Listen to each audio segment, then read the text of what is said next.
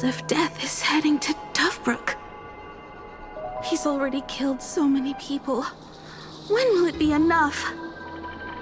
Himeko, are you afraid? You're asking if I'm afraid? Of course I am. After seeing all that carnage along the way. Belle, Mia, everyone was splattered everywhere. Like spray paint. Twisted and crushed. They watched themselves turn into... while they were still alive. But Himeko, I'm here for you.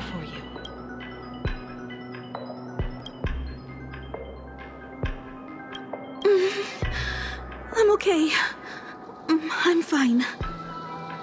If I don't stop him right here and win the Phantasmoon games, there will be no tomorrow for anyone, let alone a new journey for the Astral Express.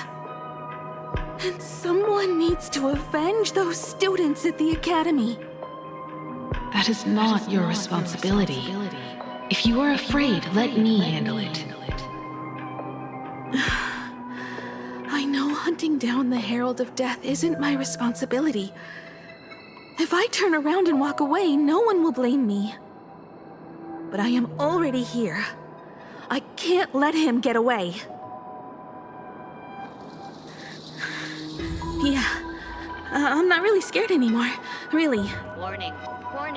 Rogue supplicant has entered Dovebrook district. The suppression squad sent by the Department of Aberration Defense. They're all gone. All units must completely wiped out. Civilians from the surrounding area. I struggled through the pain as the Herald of Death dragged and smeared them across the ground. But these stains, is he really so far gone that he's using himself as paint? Even so, he still managed to break through the blockade ahead. That's terrifying. To take down a monster like him, you need a single perfect strike. Overwhelm him before he can even react. I think I've got it. But first, I need to buy some time. Let me handle that for you. All right, but buying time is easier said than done. It's too narrow here. We need more room. The best bet is to pin the Herald down on that bridge. I'll take all the wish power I've gathered since the Phantasmoon became full, and use it as fuel to paint it into existence. The sheer destructive force unleashed from creating a massive object will break him and leave him completely incapacitated.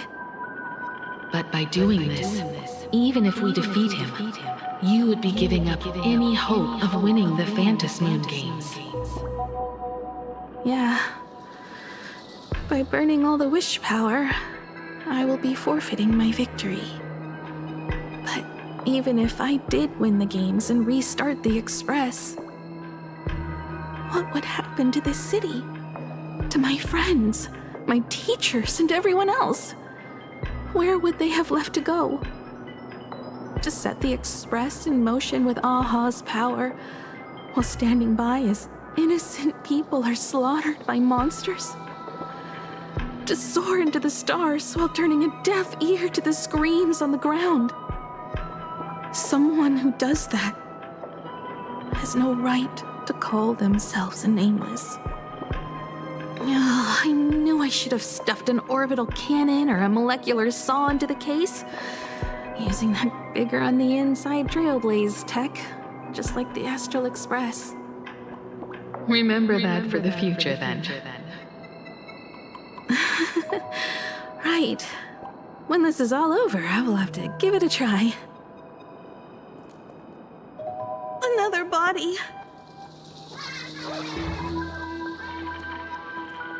Black Birch. Guess he was after the Herald as well. Black Birch, the masked fool? The one who turned Gotham City upside down not long ago? Only 2 supplicants are left in the games now. In other words, we are the last hope for victory over him. Just like those legends I grew up with. A hero confronting a monster to protect everyone. Now that responsibility falls to me. I will take him down. After that, I will repair the Express myself and see it fly over the horizon and break out of the atmosphere. What a beautiful sight that will be. Then consider this the first world to be saved before the journey on the Express begins. The very first stop, then? It'll certainly be quite memorable. The stench. It's about time.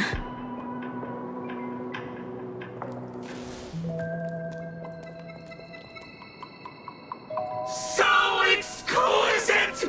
These flowers blooming in plain Arcadia! Ooh, I can hear them dancing at the tips of my nerves! What is that? You say this is not enough? Still not enough! I need more pigment! I will mix my colors with screams of terror and pray for the catecholamines to drown me! Department head, I shall show you the error of your ways! This flesh is the culmination of life! Its own king is right here! The giant tree running through our heartopia! I shall become her! We will be as one! No, I will surpass her! I will devour her and become the one and only existence! Another new shade, dazzling, shattered crimson! Are you perhaps the color I've been missing all along?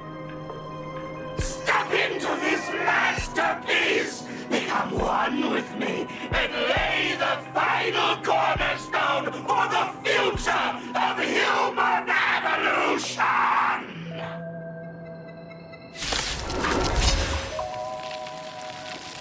Stop right there. So, you actually conquered the Herald of Death and set the Astral Express in motion once more at the end of the Bloodstained Games. Himeko, I believe in your bravery.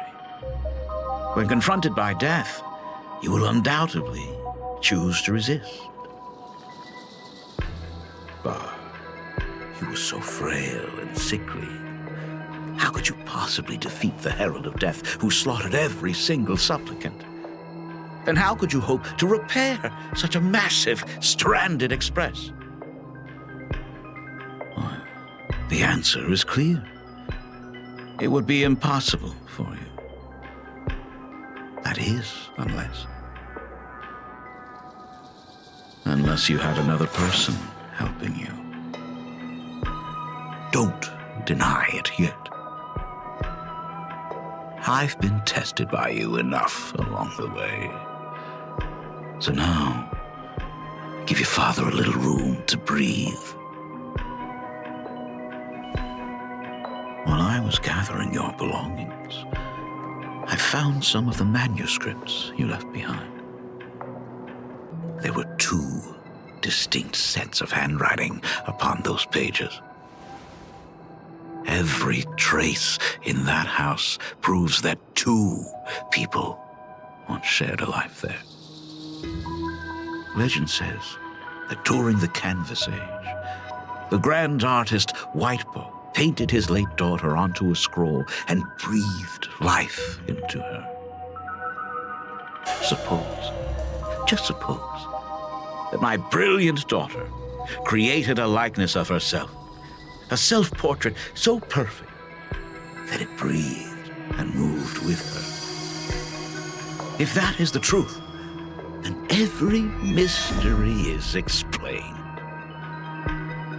During that night of the blood-stained games, a girl at death's door, and an imagination she created, followed the trail of the Herald of Death all the way to Dovebrook. As a monster bearing Shuhu's flesh and a supplicant lost to madness, Marcus and Tali defeated the pair before him without lifting a finger. Driven by pure instinct, he slowly closed in on them. He intended to use their very lives as pigment to paint a new bloody bloom.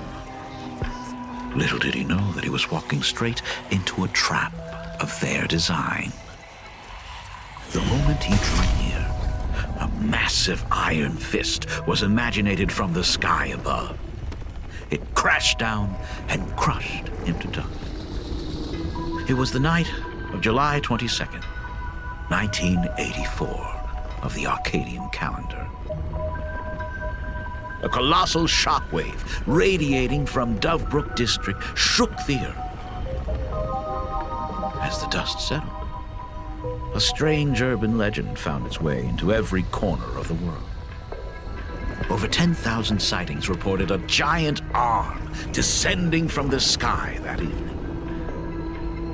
In the hours that followed, the Department of Aberration Defense confirmed that the Herald of Death was completely incapacitated. Theories were endless. Was it a divine act by Aha? Or a weapon built by the IPC? No one knew for sure.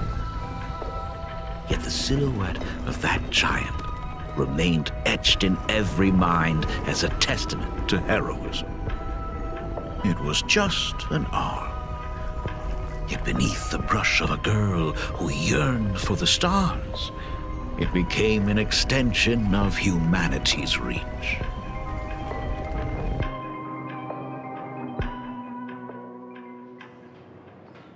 The girl achieved her dream, and the stars set sail once more.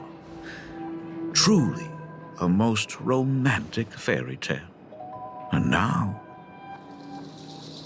unfortunately, I have to destroy this fairy tale myself. You don't believe me? I have no idea who you truly are.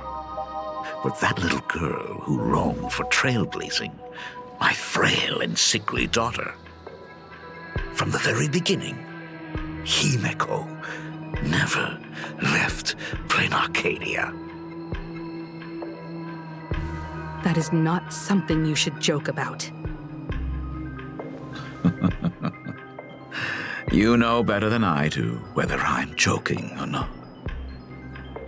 By the way, things outside aren't looking good.